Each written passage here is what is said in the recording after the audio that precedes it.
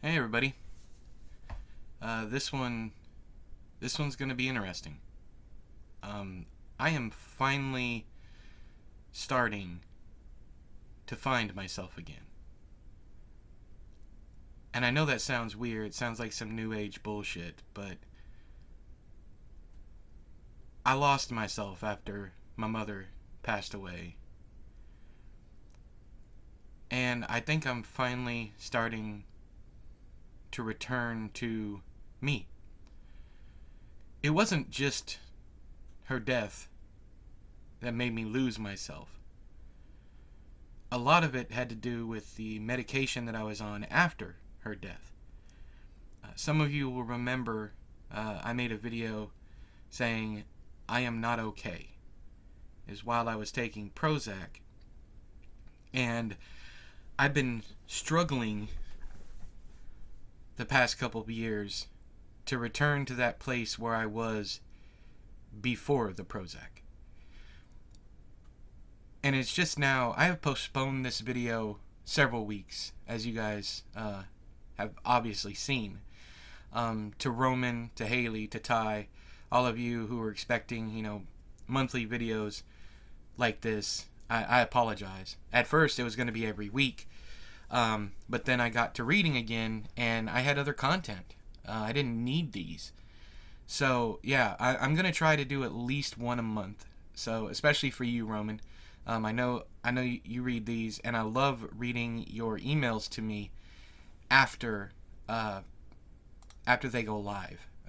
Those mean a tremendous amount to me. Your Cujo story, your Dastardly story, all that stuff just meant the absolute world to me. Anyways, love you. I hope you're doing well, and I wish you nothing but the best and nothing but success.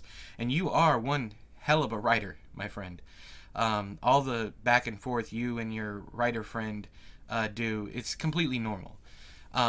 You are probably balancing each other, and that works really, really well when you have a friend there beside you that has a completely different style, a completely different way of doing things. It works. So while you might think that you were a bad editor, you were present, and sometimes that's all it takes, is for you to be present.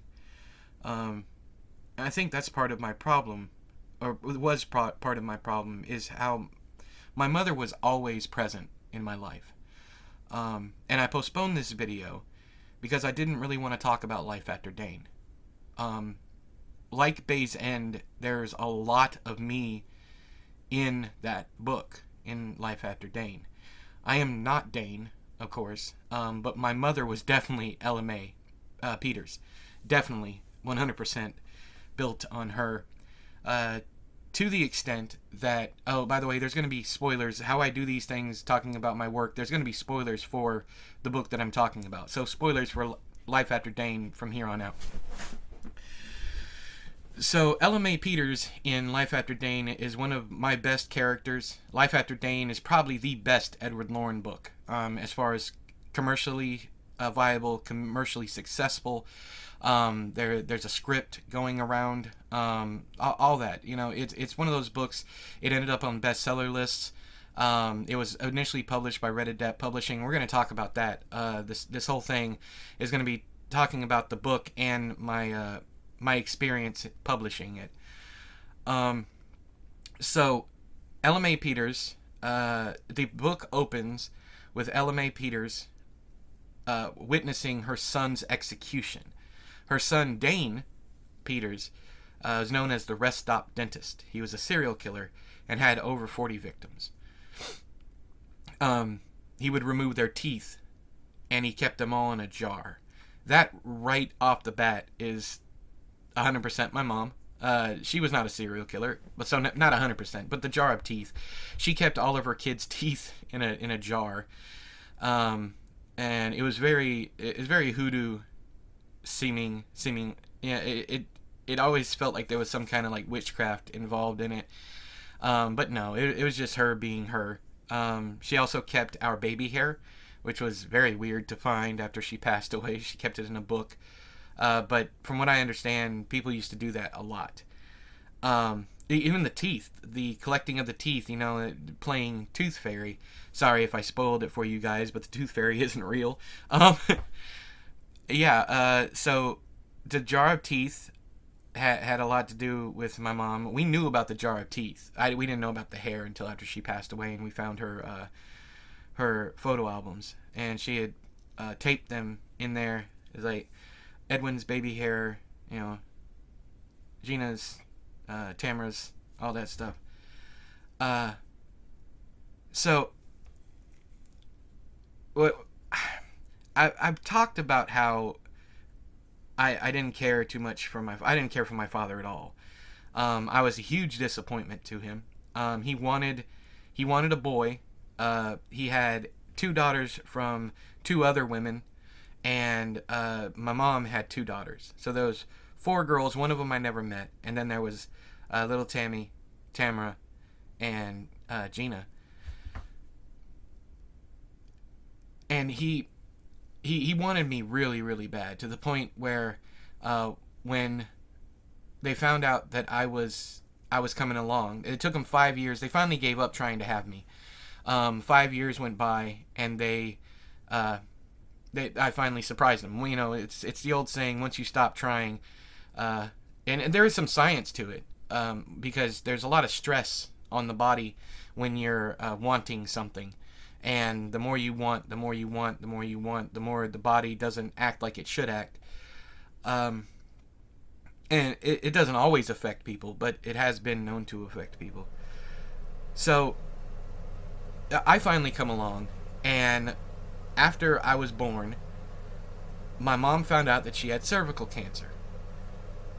And when this is the doctor, his name was Dr. Rainey, the guy that delivered me, told me this years later. My mom never told me this story, but it was after I actually bumped into him at a Popeyes fast food restaurant, and he didn't know me, but I recognized him. And how's your mother? That all that stuff. We talked, and he goes, "What about your father?" I said, "My dad died in 2011," and he kind of frowned, and I said, "Yeah, thank God, right?" And I just laughed, and he goes, what I remember most about your father, and I didn't talk to him much, but when I told your mother that she had cervical cancer, I remember your dad getting real quiet, and your mom started to cry, and then your father asked me, will she be able to have more kids before she dies? Dr. Rainey said my mom didn't react at all to that. And I can only think that at that point in time, she had finally seen my father for who he really was. And now that she had given him a boy, he didn't really need her, but he wanted his legacy to build on. And if you want to know why I use pen names, that's why I use pen names. It has nothing to do about hiding or anything like that. I do not want my father's legacy to pass on. My kids don't have his last name. I no longer have his last name. So yeah, that was my dad. He lived off my mom for 25 years, and he was a tried and true piece of shit. But what I need to put this out there. Not that I want to save his reputation or anything, but he was never physically abusive to any of us, and that's important for what I'm going to talk about with Life After Dane, because in Life After Dane, Phil, Dane's father, was physically abusive, not mentally abusive like my father was. My father was illiterate. He hated the fact that I could read and write. He was also dyslexic, so it was even harder for him to learn what he did learn. And I'll always remember 2 things very vividly about him. The first one is he used to spell high, lowercase I, capital H, like literally, like it was mirror imposed, like you were seeing it in the mirror. Lowercase I, capital H, in that order, IH. And also, he couldn't say the word humidity. He would call it mu-hidity, which is weird, because I can understand him writing it that way because he was dyslexic, but to actually say it that way, I don't know if he had actually read the word, if that was one of the words that he knew how to read. I don't know. But yeah, he would say muhidity. Man, the muhidity out here is crazy. You know, that kind of thing. So a lot of what happened in Life After Dane actually happened. The bit where Phil hits Ella the one and only time that he hits her, it actually happened. My mom had come home and she just got promoted at work. And my dad was one of those really, really toxic dudes that even though he didn't pay any of the bills, he was king of the castle. And he sat there and he listened in silence. He was a very quiet man, especially when he was angry. And he listened in silence while my mom talked about how much better life was going to be now that she had gotten a raise. Up until that point, she was working 2-3 jobs just to make ends meet because he refused to work. He did go out and cut grass for beer and cigarette money up until the point when he stopped drinking because he became diabetic. Then he stopped smoking because he had COPD. So he quit both of those things for those reasons. And then said it was because of me. We all knew why he quit. He couldn't... also, the cigarettes he quit because he couldn't afford it.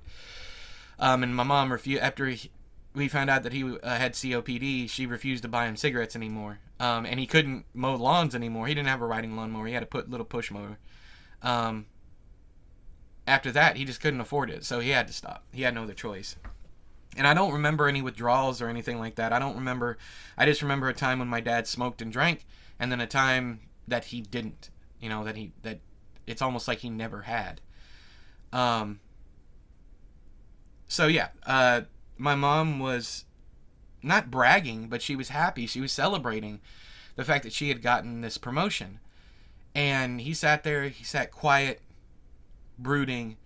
And I was like, Mom, that's great. And, you know, me being a kid, I think I was like 8 or 9 years old.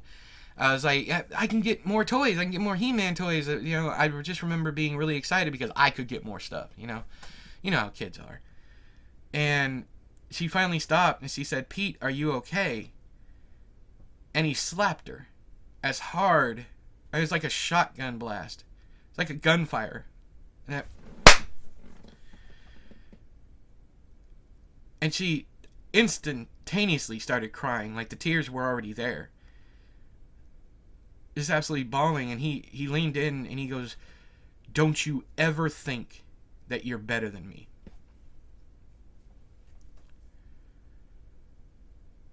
And later that night, in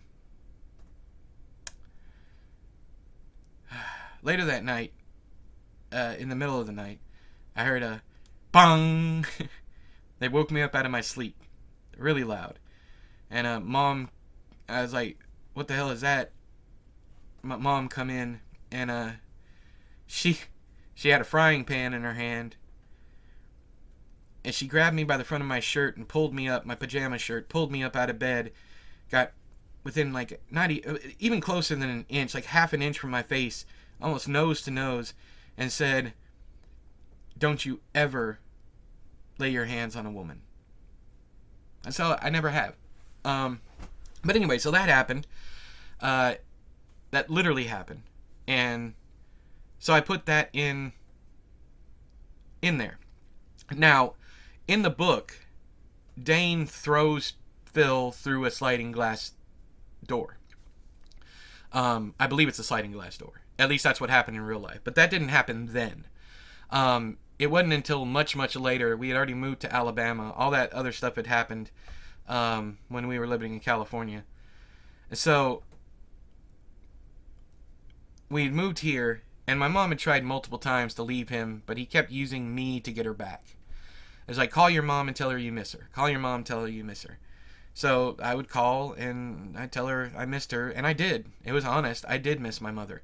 I love my mother to death. Literally, all the way up until her death, and then after her death. And so years later, she finally gets him on a bus. Well, she finally has a bus ticket telling him he has to leave. And he won't leave. He's refusing to leave. We were living in a little house in Troy, Alabama, and it had a sliding glass door. And I was standing there listening to him holler, like calling her all different kinds of names. And he reared back like he was going to hit her. I was 17 at the time, and he reared back like he was going to hit her. And I grabbed him by the back of his shirt, and I spun him around and let go, all one motion like a shot put, and hurled his ass through our sliding glass door, the back door of our house. And he shattered it, flew through, ended up landing in a pile of safety glass, or else he would have been cut to shit. He actually did have pieces of glass stuck in him, but nobody cared, and he was like picking them out of his arm on his way up to the bus stop. But I told him, don't you ever touch my mother. You're going. If I have to drag you and put you in that car, you're going. Yeah. So we finally got rid of him. That was in, oh man, when was that? 2000. No, it was before that. It had to have been 97 or 98. Because in 2001, he called me, and he said, hey, I'm dying. Come out and see me. So I did. I sold a bunch of stuff, hawked a bunch of stuff, and borrowed some money from my mother. And then I took a bus all the way out there. I don't know if you've ever been on a bus for any extended period of time, but it's absolute hell. I spent 4 days going from Mobile, Alabama, all the way down to Southern California. I think he was in Riverside at the time. Maybe San Bernardino. I'm not sure. But so I went down there. I got there, and I had a bad time on that bus. A really bad time. I got down there, and both of my feet were swollen. I had had a mosquito bite on the outside of my right leg, down right on the little knob of bone for your ankle. I kept scratching at it. Ended up getting infected. It wasn't bad, like I wasn't septic or anything, but it was pretty gnarly. It was like big red patch, and then a pussy. Don't write that word down.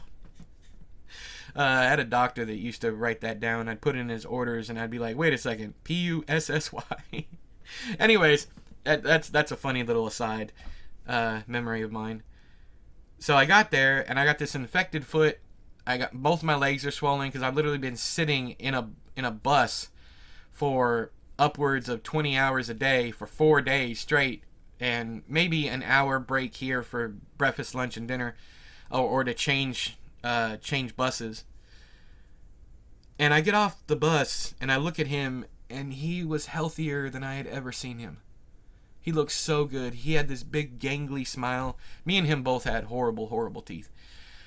These crooked tombstones, missing half the teeth in our heads. We got that much in common.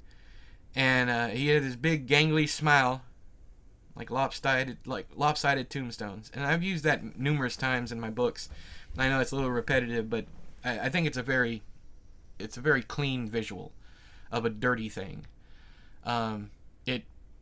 It works really well. So yeah, I told him, and he came over, he hugged me, and I didn't hug him back. And I said, "You're not actually dying, are you?" And he said, "No, I needed to see you. I needed to see you. This is my new girlfriend," or whatever. I cut him off, and I said, "When I leave here, you are dead to me. I came down here to say goodbye, and that's exactly what I'm going to do. I am saying goodbye to you." Like a scene out of a fucking movie or something. And he goes, "Well, it's the only way I knew you'd come." It's like, you didn't think I'd be upset? You dragged me all the way out here. I've had, the past 4 days have been utter hell, and I still got to do 4 or 5 more days back. Anyways, it didn't go over well. And I spent a week with him. And I remember he was just sitting there chugging Diet Mountain Dew like he used to chug his beers. And there's a picture of me beside him when I was just a little bit. I was a toddler at the time. I don't know how old I was exactly, but I was a toddler.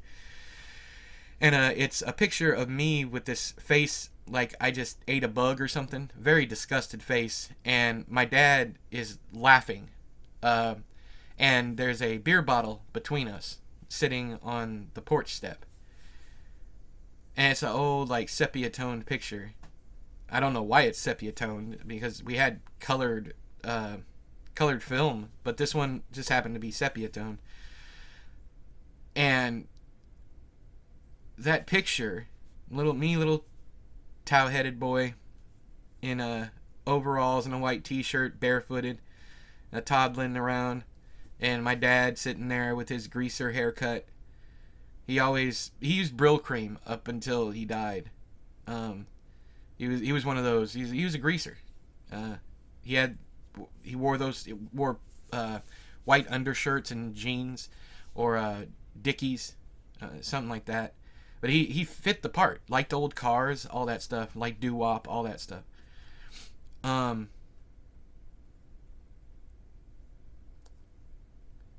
don't like remembering him, but that picture, what had happened was, I had walked up, just before my mom snapped the picture, I'd walked up and grabbed my dad's beer and took a swig of it, and then put it back down, and that's when how nasty it was hit me. It's one of the only pleasant memories I have of him, and it's not really pleasant. He let me do it. He let a toddler drink his beer just to see how I'd react. And this isn't a lemon. This is an actual alcoholic beverage. And I know some people give whiskey to their kids, a hot toddy, all that stuff. But yeah, I mean, he thought it was funny. And I guess my mom did too, or else she wouldn't have snapped a picture. But yeah, anyways, so later on, a couple years after that picture was taken, I messed my pants at school. I might have been 5 or 6. I think it was 6 because I was in first grade. And I had an accident. The teacher would not let me. All through my life, I've had an urgent bladder, and a bowels, a very urgent. When I gotta go, I have to go. And for some odd reason, my teachers, I know I've heard other people say this too, but teachers back then would not let you go to the bathroom. They would literally make you mess yourself in the classroom. And that's what happened. I messed myself. I peed and I pooped. And Dad came up and got me. And he was supposed to take me home and get me let me clean off and get me a clean pair of underwear.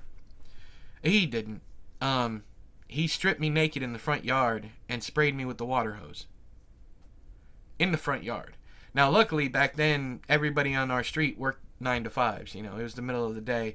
So I don't think anybody saw me anyways. But yeah, little 6-year-old boy getting sprayed off with a water hose. Because he had the audacity to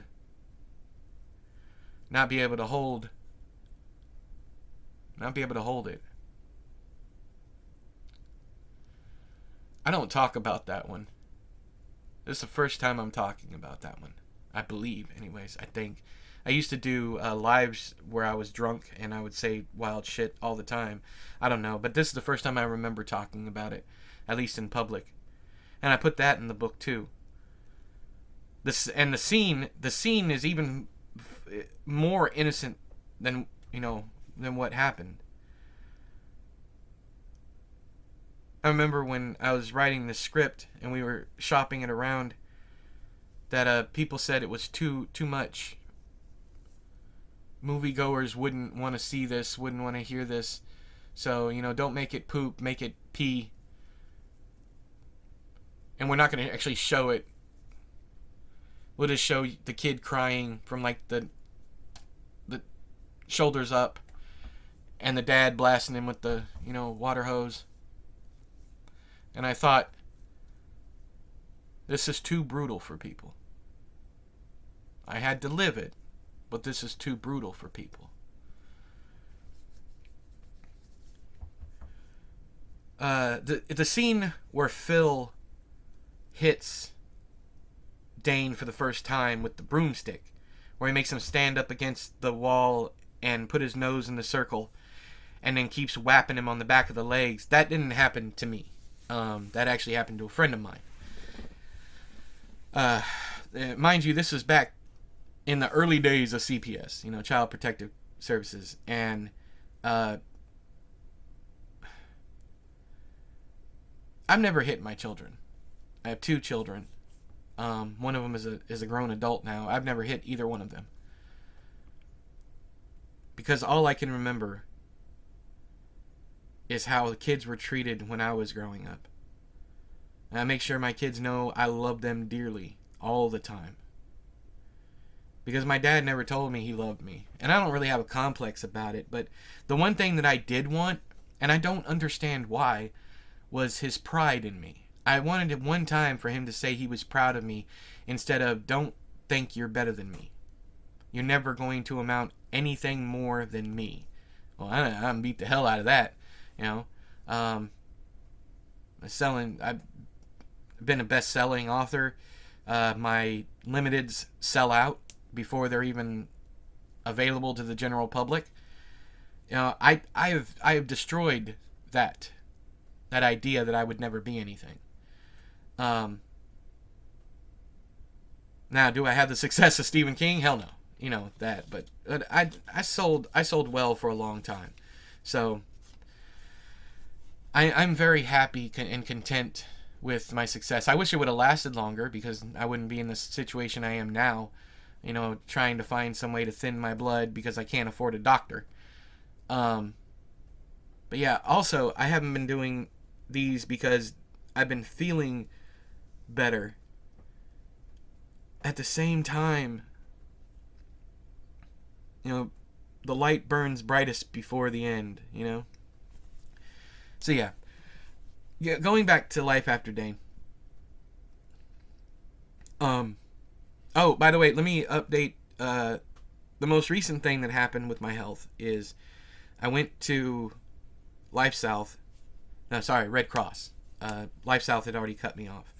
I went to Red Cross to donate blood, because that's what you do when you polycythemia vera, is they have to drain your blood, put you on blood thinners. Well, I can't afford the blood thinners, and I can't afford to have the cancer center, because that's who does it. My local cancer center drain my blood, so I go and donate to Red Cross, or I donate to Life South, whatever. Life South cut me off a while ago, so I've been doing Red Cross. Red Cross finally cut me off too. My blood is now so thick that they can't drain it. It kept clogging. It kept clotting in the tubing. So yeah, that's a no-go.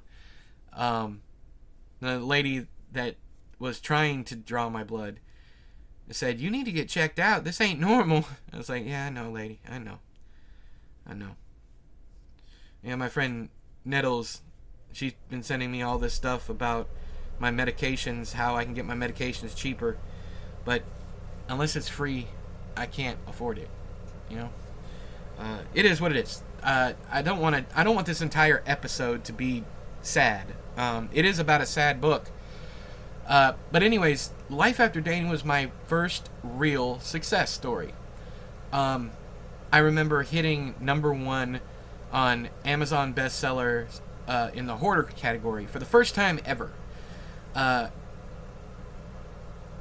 And I remember all the reviews were great, and still going back and looking at the reviews now, how everybody's so shocked by the ending. And I take a lot of pride in that. The funny part about it is, I don't know if I told you guys this in my Bay's End video, but I wrote Bay's End in less than a week. I believe it was 6 days, but I took a day off the 2 days before I finished it. So 50,000 words in 6 days. 5, actually. Life After DANE I wrote in 9. I had 2 friends of mine, Jill and Angel, reading my daily output. I always write fast I used to write even faster than I did at my fastest. Well, that doesn't make any sense. But at my fastest, I was writing, the most I wrote was 27,000 words in a day. And that was with Life After DANE. Then after that, I kind of settled into like 10 to 12,000 words a day. And nowadays, if I push myself, I might get 4. You know, so I'm getting older. I don't have the output that I used to. But yeah, it was. I finished the book, and that twist ending came out of nowhere. I didn't even know it was coming until I wrote that final paragraph. I was like, wait a second, this fits, this works. So it wasn't. I didn't plot it. I didn't plan for that to happen. It was just the next logical step. And I'm about to take a break here. If you want to pause, this is a good place to pause the video. Get up and move around. I know this one's going to be like an hour and 7 minutes long. Not meow, I'm weeding. The cat in that bookmark actually has the same glasses that I have, and I did that on purpose. It's one of my favorite bookmarks that my friend Terry sent me. She sent me a gang of bookmarks. So Terry, if you ever listen to these, I doubt you are. I haven't talked to you in forever. I should probably email you. I have a bad habit of that. Forgetting to contact my friends. It's like they're just always going to be there. And Terry just finally stopped emailing me. A lot of people finally stopped emailing me. But I was in such a bad place for such a long time. Like I said at the beginning, I just now found myself again. And that's why the content has been consistent on the channel recently. I'm back to where I was before my mom passed away and before they pumped me full of Prozac. I'm finally starting to wake up from that years-long sleep. I do have to thank Tony and them. I'm going to be completely honest. They're the reasons why I came back. Because, you know, the quickest way to get me to do something is to tell me to do it. And they're like, you never finished any of your videos, you never finished any of your series, as if ongoing series weren't a thing. But anyways, yeah, I did disappear. The thing, I think, with Tony's real name isn't actually Tony.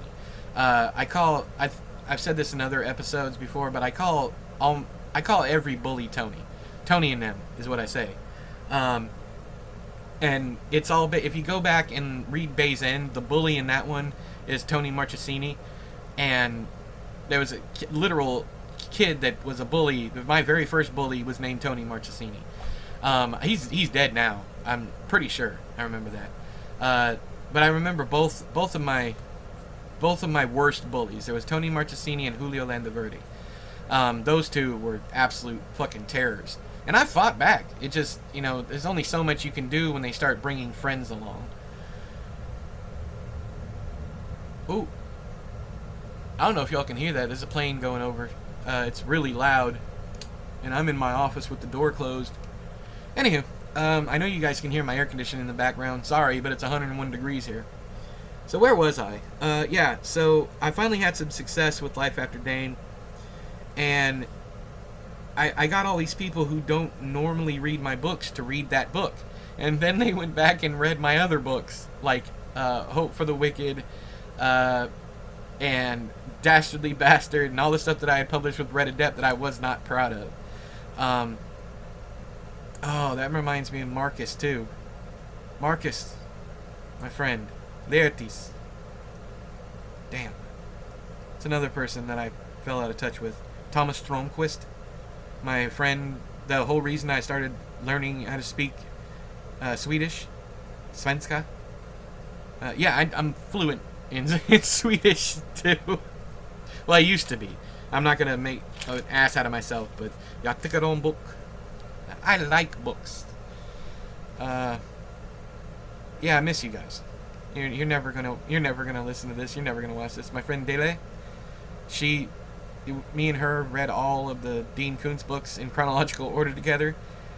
We had a blast too, man. That was so much fun. Anyways, back to the book. So yeah, I wrote the book in 9 days straight through. It's like a 70,000 word book. It's the longest one I had written under the Lorn name. I had written 100,000 word novels before that, but I tried to keep the Edward Lorn stuff under 100,000. Most of them were between 50 and 70,000. Bay's End was 50,000. Dastardly Bastard was 65,000. Hope for the Wicked was a novella, so that doesn't count. Pennies for the Damned was 90,000 words. Sorry, 97,000 words. Life After DANE which came between Hope for the Wicked and Pennies for the Damned. That one was, I believe, 80,000 words. And then South of Here doesn't count either. But I think the longest Lorn book is, of course, Cruelty. I mean, it's like 200,000 words. But it was also written as a serial. So I was doing 10 to 15,000 episodes, 10 to 15,000 word episodes. Some of them much longer. And we'll get to all those. I promise. I'll get to Cruelty. Hopefully, as long as my health doesn't, take a dive. I'll talk about Cruelty. I'll talk about The Sound of Broken Ribs, which is a really fun story to talk about, how and why I started writing that one. I'll talk about The Bedding of Boys. I'll talk about Everything is Horrible Now, which is the longest Edward Lorn book. I believe it's 117,000 words. Even if I were to publish Lady Falls, previously known as The Moistening, that one's only like 114, I think. But yeah, Everything is Horrible Now is my longest book under the Lorn name. Of course, can't talk about The Last Freak Show because, first off, it's not all the way out yet. But also, it's not under this name. So I publish Life After Dane, and I start getting people who have never read my stuff before and go back and read, Bay's End, Dastardly Bastard, Hope for the Wicked, all that stuff, and they're like, what the? I didn't sign up for this. I want this supernatural thriller Edward Lorn. I want that version. And, yeah. Sorry to anyone who went back and read my back catalog. I really regret publishing Life After Dane when I did. I shouldn't have done that. I really shouldn't have. I should have rewritten it a couple times because there's still some stuff in there. There's some bad jokes. If you watch Dane Cobain's video review, I agree with everything he says in there about how sometimes I break the tension with an ill-timed joke or a weird turn of phrase. And I 100% agree with him. That I shouldn't have done that, not with that book. I can't believe I'm still reading Holly in this video. This video is ages old, man. I can't remember when I actually recorded this one. But, yeah. The Read With Me version of this one will be up on Thursday, as always. In fact, that one's already uploaded. I just have to do this one. I'm going to do another one of these in October. I don't know when, but I'll try to do at least one of these a month until I get to a point where I don't have other content, and then I'll bring these in. After this one, I have 9 more recorded. Just me sitting reading. I really enjoy these, though. I enjoy doing the narration over it when I have time. And it's funny because I started doing this because I didn't have time for other videos. Now I have time for the other videos, and I prefer to do them. Okay, back to Life After Dane. My mother is Ella Mae Peters. Was Ella Mae Peters. She hid behind her religion, and she swore up and down she could not leave my father. I know I said she tried to multiple times, but we'll get to that. She always said the Bible does not agree with divorce. And it doesn't matter how bad he is, I agreed to be with him through sickness and health, good times and bad times, all that stuff. But there were never any good times. There's got to be some kind of balance there, right? I mean, if God does exist, he's got to allow for that. But then again, this is the same deity that allows children to die of cancer. So, what the fuck am I talking about? So, yeah. So she used her religion as a shield, as a crutch. And I've long said, I don't hate religious people. I hate religion. But I also despise people who use their religion to either condone or excuse, well, condone and excuse are the same thing, but either to condone or to perpetuate violence or any type of abuse. If you're hiding there saying, well, God said this, God said that, God didn't say anything. And I know if you're Christian, you believe otherwise, but yeah, God didn't tell you to stay with this horrible man. And if he did, then that God does not deserve your worship. My mother read Life After DANE, and she absolutely loved it. She also apologized to me. After she read it, she said, "This is one of the best books I have ever read, Edwin. The best books I have ever read. And I am so sorry."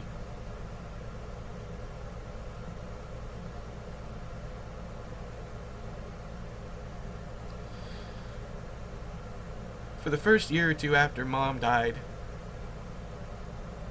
I could only remember her tears. I could only remember when I broke her heart.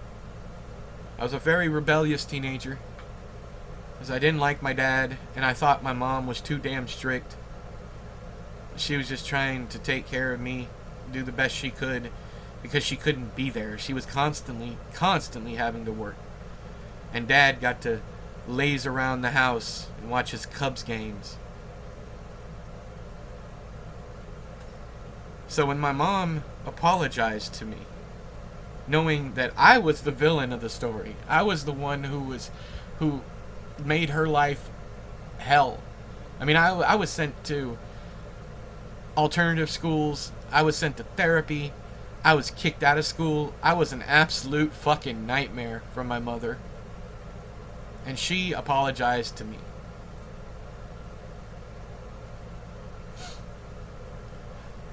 About a month before my mom died, my middle sister has 3 kids. And of those 3 kids, 2 of them are drug addicts, and one of them is a drug addict that has schizophrenia. So mental health issues on top of drug issues.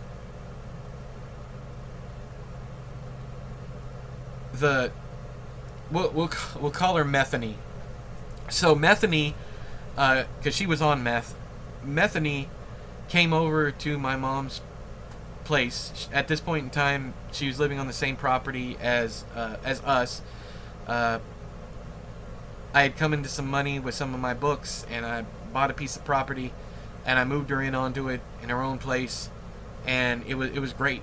But yeah, it was really nice now that I think about it, having Mom right there. And then we had to move up the hill because I literally had to move on my own property. I had to move because I couldn't stand to be able to see where she lived after she died. But Methany shows up, and Mom just happens to mention how she had to go to rehabilitation for her knee, because her knee was bothering her. And the doctor had ordered physical therapy. So Methany says, "Did they give you pain medicine?" And my mother, not thinking anything of it, said, yeah.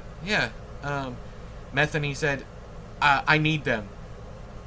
Oh, I can sell them, and you can get some money. And my mom, of course, is like, no, hon, no, I'm not giving you any. She left and came over, started banging on my door, and I called the cops on her because Methany go methin'. She left before the cops got there. I had a restraining order put on there because she also threatened my mother with physical violence if she didn't give her pain medicine. A couple days later, her mother, Methany's mother, my middle sister, shows up and starts hollering and cussing out our mother because she wouldn't give the drug addict drugs. Because I guess when Methany left my mother's place and our place, she went over and started harassing my middle sister. Took a bat to her minivan, busted out the windows in her house, just went on a going off the rails on a crazy train.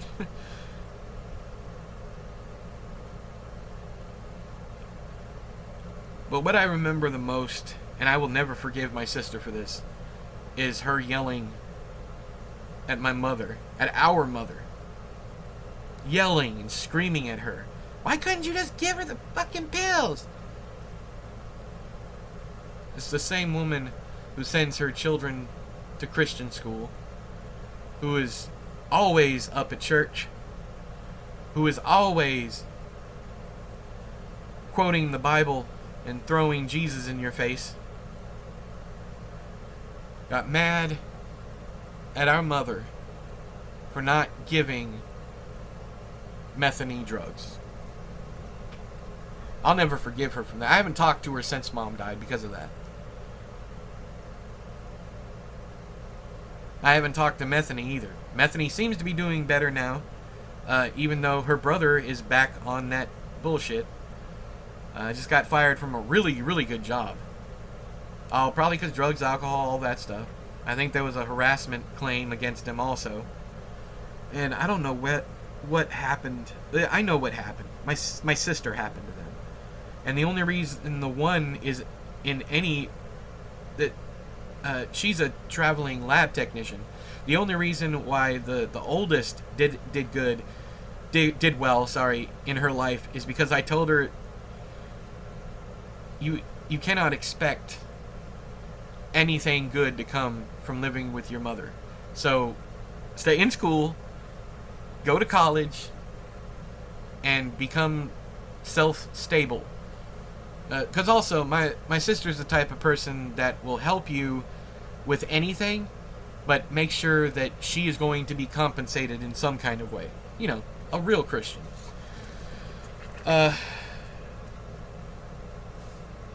Yeah, thinking about my mom, I can't help but thinking about all the times I made her cry, or when other people made her cry, or... I want to talk about... I want to talk about something. When my oldest came out of the closet, they did so in front of my mother and the whole family. So it was me, Shell, my son, them, and my mom at the dinner table. And I'm so proud of the strength that it took to do it. I mean, they knew that we were going to be accepting because, you know, they know us. But Mom just kind of shook her head and got quiet. I was like, okay, she's not saying anything, so I'm going to leave it alone. And I joked with Dan. I was like, I didn't knew that. I knew when you were born. You know, it's obvious. And we all laughed and whatever. And it's like, look, come on, let's have dinner. And we did. And that was it. And then the next night, my mom always came over to eat dinner with us. The next night, my mother came over, and she sat down, and for some odd reason, she started going on this hateful tirade against this anti-Semitic and homophobic. Everything wrong with the world is Jews and gays. And how Hollywood was full of it and all that stuff. And I'm like, what happened to you? I stopped her. I said, what happened to you? And what do you mean? I said, what happened to you? You're the same woman who, when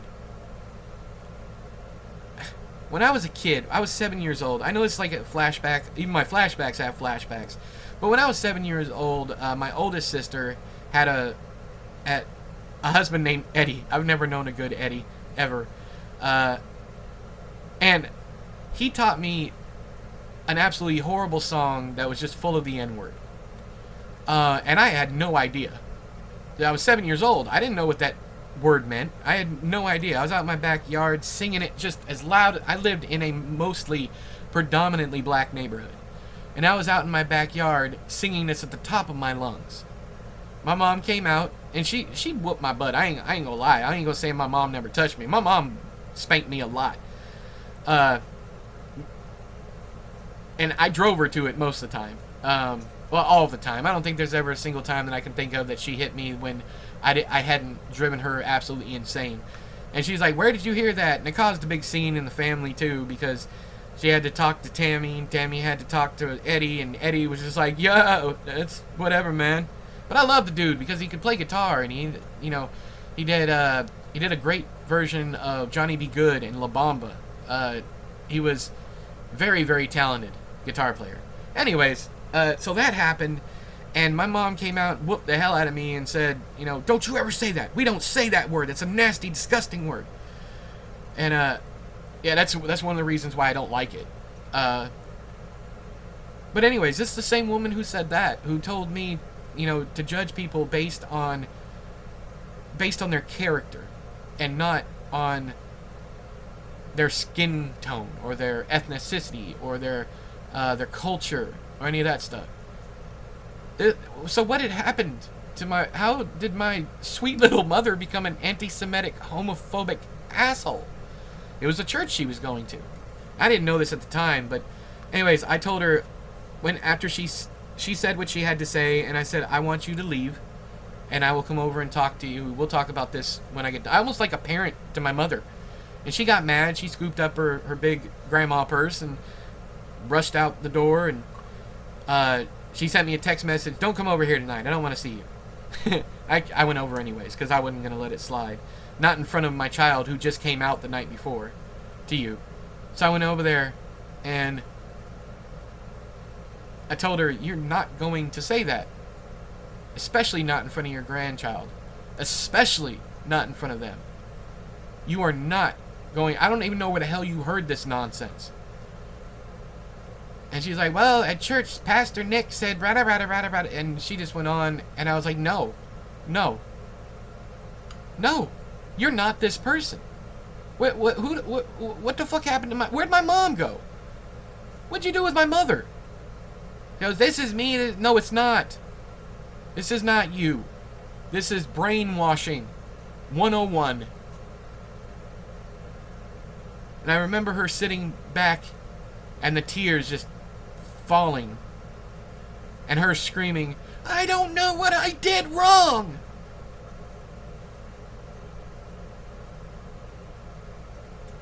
That's the first time I ever known my mother to be manipulative, to weaponize her tears. She was in the wrong. But after she died, that was all I could remember, is her screaming, I don't know what I did wrong.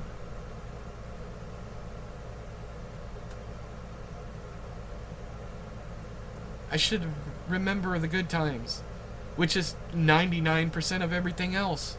I should remember those times. That's how I should remember my mother.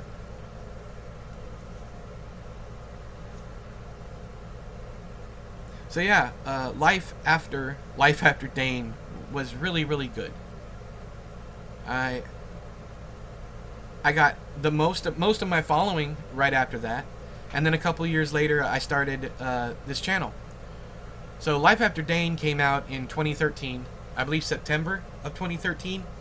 I could be wrong, don't quote me on that. I don't remember much about those days. I was also on a lot of pain medicine because of my back.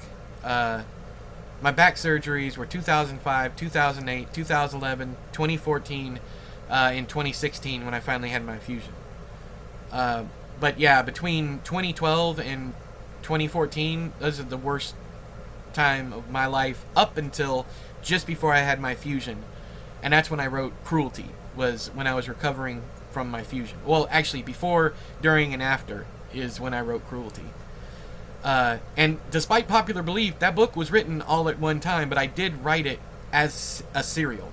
So, but I had finished the last chapter, the last episode, before I even considered publishing the first one. I just knew that I was going to publish it as a serial.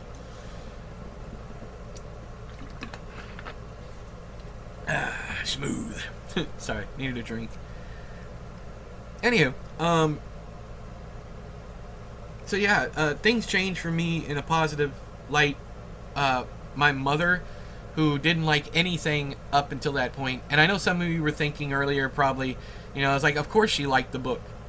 You're her son. No, no. Same with Shell. Same with my wife. My mother was always my harshest critic, and then Shell took over for her in that regard. So Shell's still my harshest critic. I remember her throwing her tablet when she got to a certain scene in Hope for the Wicked, which we will talk about in the next episode. I'm going to talk about Hope for the Wicked and Pennies for the Damned in the next one. It'll be called like Chapter 6, Hope and Pennies, or something like that. Pennies for the Hopeful. Yeah, there you go. That's what I'll do. Pennies for the Hopeful. But yeah. She didn't like Dazen because of all the cussing. She didn't like Dastardly Bastard because I put some of her in it. And she recognized herself, and it was not something that she had come to terms with yet. But she recognized it. And then I literally put her in Life After Dane. And I guess the difference was in Dastardly Bastard, she was a villain. She was a very villainous character. She was not pleasant, and she saw herself in that. I only showcased her villainy. The times when she was ugly to other people. She treated me like a baby. I mean, there was one time I fell off her back porch, and I fell a good 6 feet and landed right on my back. And it was between surgeries. And I remember her coming out the back door because I was like, "Oh!" And you go, "Oh my God, my baby!" She literally screamed that. "Oh my God, my baby boy!" I was in my 30s late 30s when that happened. Mom. Ah, damn, I fucking miss you. Language, Edwin. Language.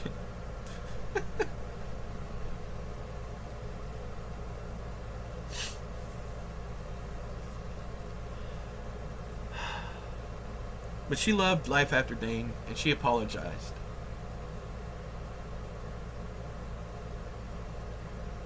I told her she didn't have anything to be sorry for.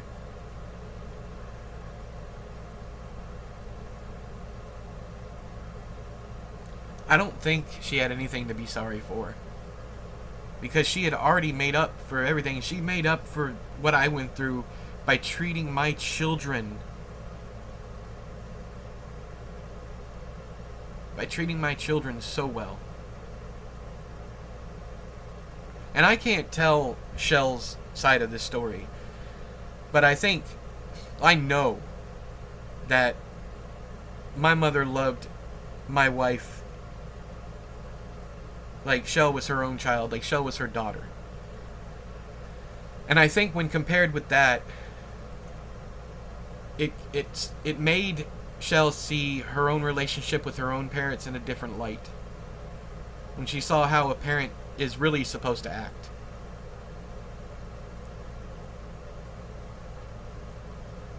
She's still coming to terms with that. And all I can do is be here for her until I can't be anymore.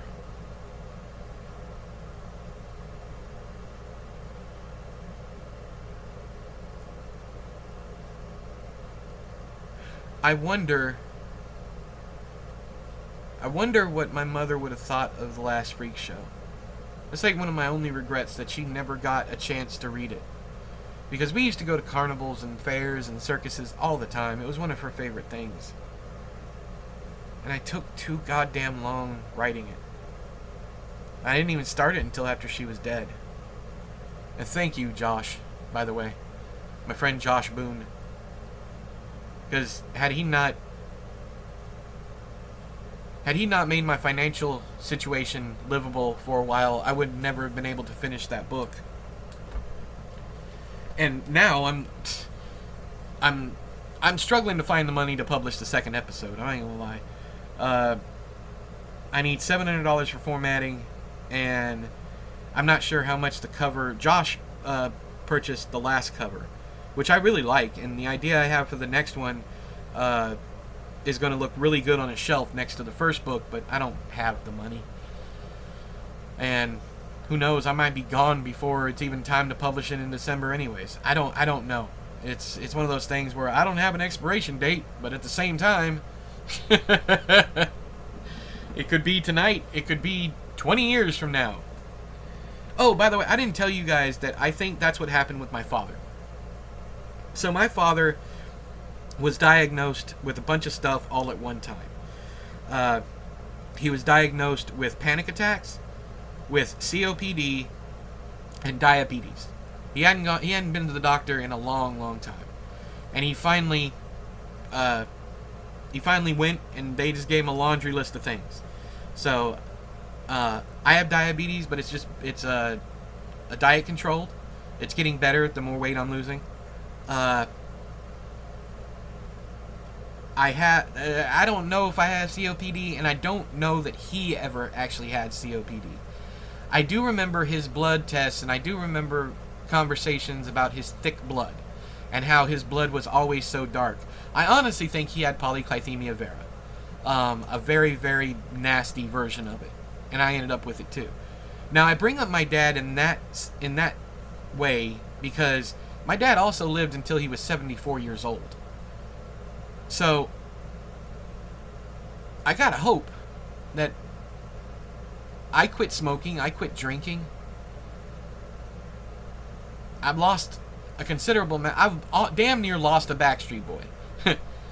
Back in the day, I had a blog called Losing a Backstreet Boy because I wanted to lose about 250 pounds, and I've lost 150. I need 100 more before I'll be... I don't know. I could do 50 more and be happy. 250. If I was at 250, I'd be really happy. So maybe like 40 more because I'm at 290 right now. And it's the first time since high school that I've been under 300 pounds over the past couple of years. And all I've been doing is walking and limiting my intake of food.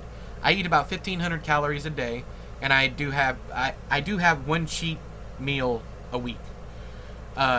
But yeah, I'm back to walking, walkie-talkie, but I was exercising otherwise. I was weight training beforehand. And once I was diagnosed with polycythemia vera, I started walking again because I was having problems breathing. I had started back smoking after my mom died. I've quit since. But yeah, I started back smoking, and I really shouldn't have done that. It really affected my breathing, really affected my blood pressure, my pulse, all that stuff. Of course, as it would. I mean, I'm inhaling literal smoke. But yeah, I'm doing everything right now, but it might be too late. Who knows? And I'm not trying to depress you, but it might be too late. It might not be too late. Who knows? It's whatever. My family will be taken care of. That's why I'm not raising money or anything for future funeral fees, because luckily my bank has life insurance. They will get between $100,000 and $300,000 when I pass, so they'll be set. And I say between because it all depends on how I go. If it's accidental death and dismemberment, then $300,000. If it's like a heart attack or I just die in my sleep, it's $100,000. So, however I go, they'll be taken care of, and everything's in their name anyways. The properties, the cars, all the stuff that I own is in. And I know you're sitting out there thinking, properties. I came into some money a long time ago, and I bought some property that I have done nothing with. But also, it's polluted by the local paper mill, so I can't offload it. I can't sell it until I clean it up, and it's $1.2 million to even start cleaning it up. So yeah, that's not going to happen. So I'm stuck with this land. But at the very least, my family will always have a place to live. They'll always have a roof over their heads. And thanks to my friends Josh, Darren, Sarah, so many other people who have helped us out financially, that we've been able to eat. We've been able to maintain a roof over our head. We've been able to get our car fixed multiple times because dashing is just destroying it. It just got out of the shop recently for another $2,000. It needed brakes and rotors and all that stuff. It has another problem with it, but I mean it's running right now. It needs a new DPF. It needs an exhaust overhaul is what it needs, because the DPF is clogged. That's the diesel particulate filter, the ERG system. I'm not sure what the ERG stands for, but yeah, so go out and buy my books. I know most of you don't even listen this far into it, but yeah, go out and buy my books, please. Thank you, all that stuff. I should be promoting these books more now than I am, but yeah, it's just I don't know. I'm just gonna go back to having fun again, like I used to with this channel. And I have, as of right now, I'm not gonna tell you the date it is, but as of right now, I have more than 20 videos and 100 shorts. So they haven't started yet. When this goes live, I think they will have started. So never mind. But I'm gonna be recording book reviews for shorts.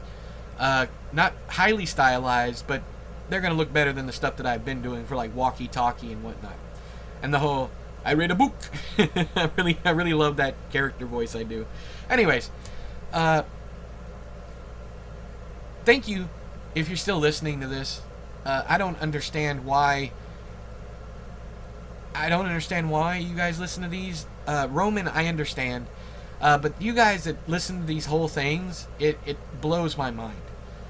And this is one of the ones that I want to end on a positive note. My life after DANE changed forever. And it's because that book was successful, and it's because people wanted to read more of that kind of thing.